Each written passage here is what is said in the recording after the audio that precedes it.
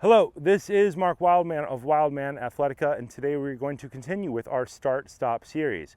We are going to do a start-stop snatch. The point of the start-stop exercises is that we get really good at picking the weight up and really good at setting the weight down. Those are 2 points where people tend to get hurt quite a bit in kettlebell training. Certainly setting it down. They set the weight down, they think that they're done, and they compromise their body, and they flex and they rotate at the same time, and they tend to pull something when they're new to kettlebell training. So we are breaking out the start and the stop and integrating it into our exercise so that we get really good at paying attention to the set down part of it. You need to go back and watch our snatch technique videos. The grip on a snatch is very important. We're not going to get into depth on that in this video. We are just going to put the start, stop, and the snatch together. Go back, watch all those snatch videos. As with all of these activities, we are going to point our feet straight ahead. Some people do turn out depending on their sport. We are not going to turn out because we are using an intermediate weight and we are linking together more and more complex movements over time. So keeping our feet straight ahead helps us do that very effectively. 2 feet straight ahead, the L of our hand to the L of the kettlebell. We are going to point our thumb down when we start. Our arm bends this way. So every time we're picking it up and putting it down, we're going to keep our elbow safe by pointing our thumb back. There are some techniques where you point your thumb up, sports style competition techniques. We will cover those in a different video. 2 feet straight ahead, push your hands into your hips. We like to call it the Judo Chop. Drive your knees out so they're directly over your ankles. Get down nice and low. We are trying to keep our crown to coccyx alignment generally straight and our abs on. Grab, pull with the lat, fire the lat to connect it to your body. We are going to push back, get to our snatch.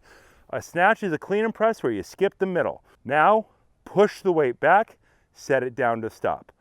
Push the weight back, set it down.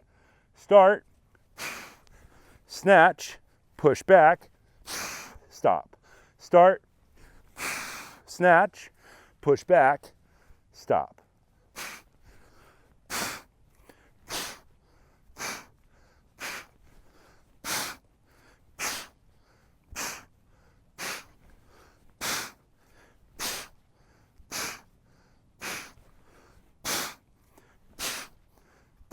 Our snatch is always a clean and press where we skip the middle. Clean, press, clean, press. If we want to turn our clean and press into a snatch, we start doing the clean higher up and finishing the press. Clean, press. Eventually, we pull and we do the clean all the way at the top, which becomes a snatch. The top of the snatch is very important. The kettlebell is trying to rip our body in half because it's a cannonball with a handle going that way.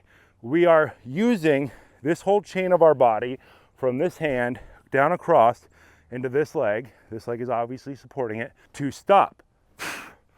The snatch is so valuable because when you stop the kettlebell, there is an involuntary core contraction.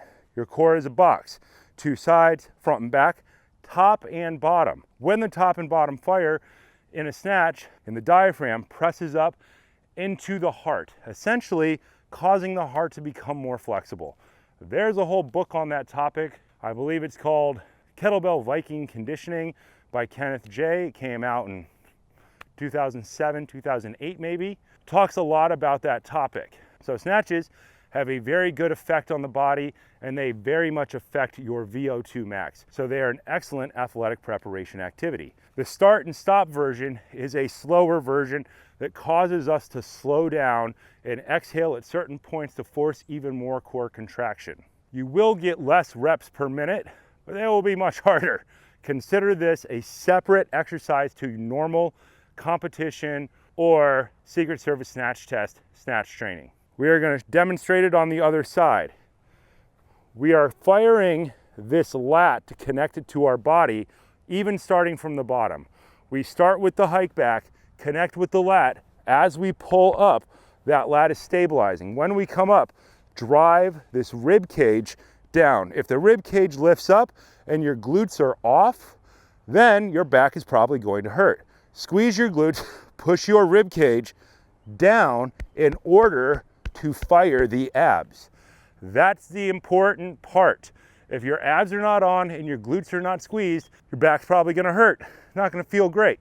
Don't do it that way. Lots of clean and press first, lots of start stop clean and press first, lots of snatch first, then get to start stop snatch. Connect with the lat, hike it back, push it down, set it down. There is your brief pause. Sit back, load your glutes, heels into the ground, be in that good position. Hike the weight back.